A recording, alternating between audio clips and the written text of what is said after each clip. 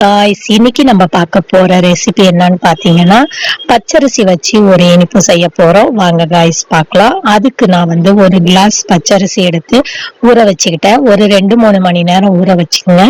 பச்சரிசி தான் எடுக்கணும்னு இல்லைங்க, நீங்க உங்க வீட்டு அரிசி இருந்தாலும் ஊற வச்சுக்கோங்க. அதுக்கப்புறமா பாத்தீங்கன்னா ஒரு பவுல்ல நான் வெல்லம் எடுத்திருக்கேன். நீங்க வெல்லம் விருப்பம் இருந்தா வெல்லம் ஆட் பண்ணிக்கலாம், இல்லைன்னா நாட்டு சக்கரை ஆட் பண்ணாலும் பண்ணிக்கலாம். எந்த பவுல்ல நீங்க வெல்லம் எடுத்திருக்கீங்களோ அதே பவுல்ல தண்ணி ஆட் பண்ணிக்கோங்க. தண்ணி ஆட் பண்ணிட்டு இப்ப அடுப்பு பத்த வச்சுக்கோங்க. நம்ம போட்டிருக்கிற வெல்லத்தை எடுத்து அடுப்புல வச்சுக்கலாம். இது வெள்ளை பாகு மாதிரி வரணும்னு இல்லைங்க, இந்த கம்பி பாகு மாதிரி அது மாதிரி எல்லாம் தேவையில்லை. அந்த வெல்லம் கரைஞ்சா போதும். நல்லா ஒரு கிண்டி கிண்டி விட்டுங்க. அது வரைக்கும் இது வெல்லம் கரையிற வரைக்கும் நம்ம அடுத்தது என்ன செய்யலாம்னா, மிக்சி ஜார்ல நம்ம ஊற வச்சிருக்கிற அந்த அரிசியை ஆட் பண்ணிக்கலாம். ஒரு 2-3 மணி நேரம் ஊறினாந்தாங்க மிக்சியில நல்லா அரைப்படும்.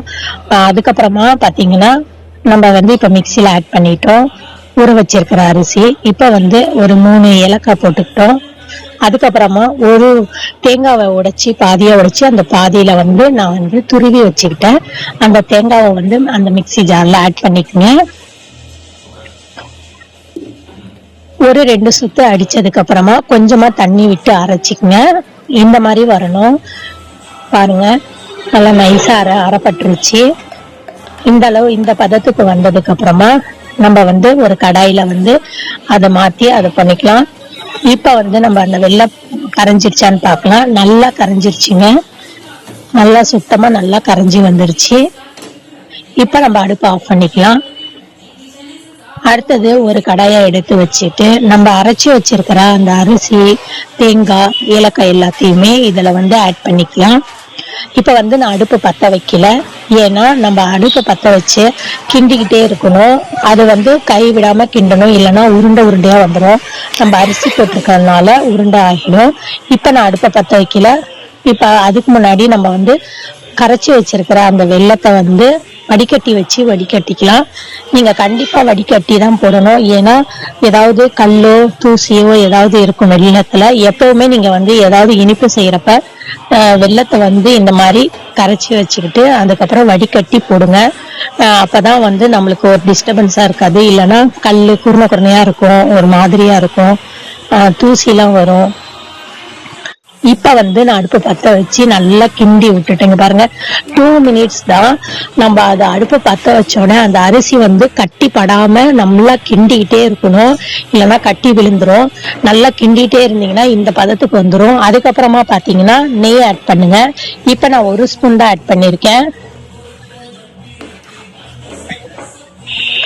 நல்லா நெய் அதுல நல்லா கொதிச்சு நல்லா வரணும். நான் இப்ப 2 ஸ்பூன் நெய் ஆட் பண்ணிருக்கேன். 2 ஸ்பூனு. உங்களுக்கு தேவைப்பட்டா 3-4 ஸ்பூன் ஆட் பண்ணிக்கோங்க. நெய் எந்த அளவுக்கு ஊத்துறீங்களோ அந்த அளவுக்கு சாஃப்டாவும் வரும், நல்லா கிரின்சியாவும் இருக்கும். அதுக்கப்புறம் ஒரு பிளேட்ல நான் நெய் தடவி வச்சிட்டேன். இப்ப அதை நான் இதுல கொட்டி இந்த மாதிரி ஒரு சின்ன தட்டுல நெய் தடவி இந்த மாதிரி மேல அப்படியே தேய்ச்சி விட்டீங்கன்னா நல்லா அழகா அமுங்கி சாஃப்டா கொடுக்கும்.